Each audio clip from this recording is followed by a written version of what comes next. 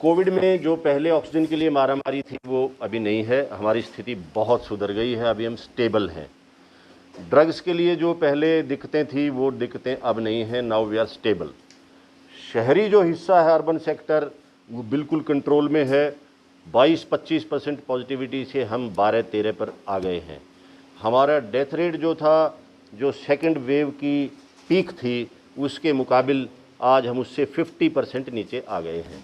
इसके बाद हमारे गाँवों में केसेज रिपोर्ट होना शुरू हुए थे, जो हमने अप्रैल के तीसरे सप्ताह में वहाँ पे ध्यान केंद्रित कर दिया था और हमने टीमें दौड़ा दी थी।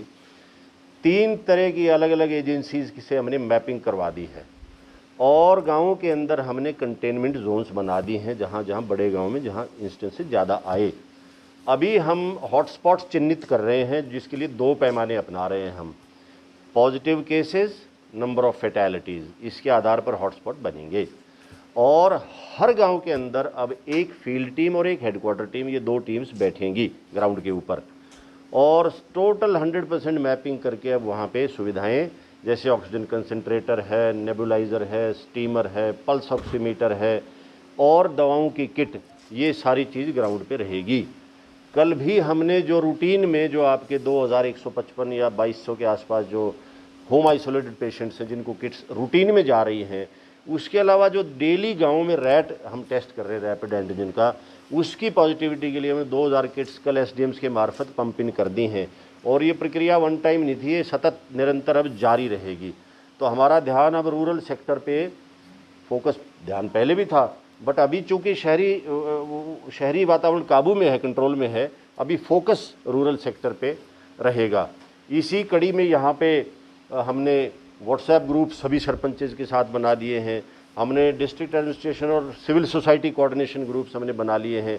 आईसी एक्टिविटीज़ के ऊपर जोर है। गांव के लोगों को जिनको सिम्पटम्स हैं या पॉजिटिव, उनको गांव के अंदर ही आइसोलेट किया जाए, जैसे कोई स्कूल है, चौपाल है, आश्रम है, वृद्धाश्रम, ऐसी जगहों पे आइसोलेशन सेंटर गांव के अंदर ही बनाएंगे, ताकि उनको अजनबीपन ना लगे, एकाकीपन ना लगे, घर का माहौल लगे और घर का खाना उनको उपलब्ध हो जाए और घर से वो दूर रहें। इस प्रकार से वो बीमारी फैलेगी नहीं। उसको जो भी ट्रीटमेंट की दवाई की आवश्यकता होगी, वो फौरी इलाज वहीं पर होगा। उससे ऊपर अपग्रेडेशन की आवश्यकता होगी तो उसको सीएचसी में ले आएंगे।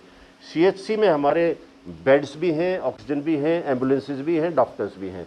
उससे आगे नौबत आएगी तो फिर वो ज़िले को रेफ़र हो जाएगा। हमने एक आध अस्पताल में और ऑक्सीजन का प्लांट, छोटा जो अस्पताल को केटर कर सके, वो शुरू करवाया है। ऑक्सीजन का एक प्लांट हम और लाने की चेष्टा कर रहे हैं CSR के मार्फत। दानी सज्जन हमारे संपर्क में, उन्होंने हाँ करी है।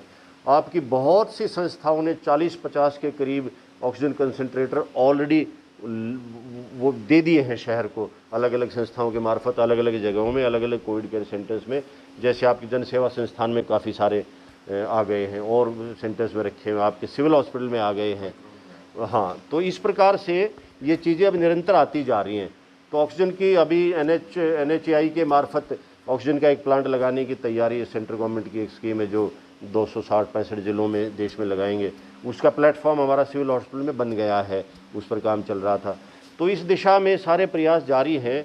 ड्रग्स की सिचुएशन, ऑक्सीजन की सिचुएशन बिल्कुल कंट्रोल में, स्टेबल है।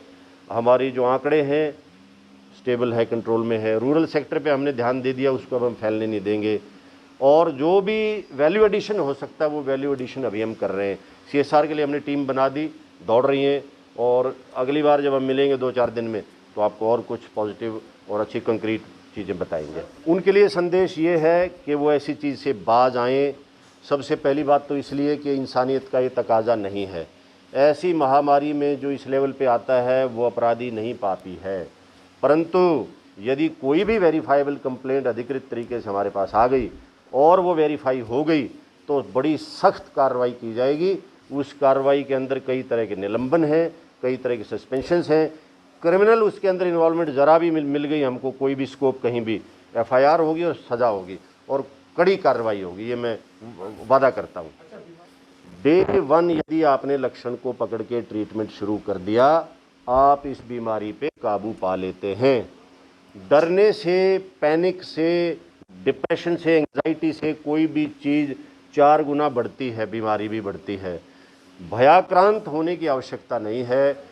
डरना है तो सिर्फ इस बात से डरें कि कहीं मैं बीमार ना हो जाऊं यार। ऐसा नहीं है कि मैं मरने से डर रहा हूँ, वो नहीं होना चाहिए कि मैं बीमार ना हो जाऊँ। बीमार ना होने के लिए मुझको मास्किंग, सोशल डिस्टेंसिंग और हाइजीन करनी है, फिर ये बीमारी आपको लगेगी ही नहीं। पूरा प्रशासन आपके साथ है, अस्पताल हैं, बेड्स हैं, दवा है, ऑक्सीजन है, और हम अब डोर स्टेप तक पहुंच रहे हैं। गांव में हम घर घर तक जा रहे हैं, हम गांव के अंदर ही घुसेंगे, उनको यहाँ आने की नौबत नहीं आएगी। हम अपने लोगों के साथ है, सरकार अपने लोगों के साथ है, सारे प्रयास जारी हैं, कोई कसर नहीं छोड़ेंगे हम। हमसे जुड़े रहने के लिए हमारे YouTube चैनल को सब्सक्राइब करें और नई वीडियो की नोटिफिकेशन के लिए बेल आइकॉन को दबाएं। अगर आप ये वीडियो Facebook पर देख रहे हैं तो लाइक जरूर करें और ज्यादा से ज्यादा शेयर करें। धन्यवाद।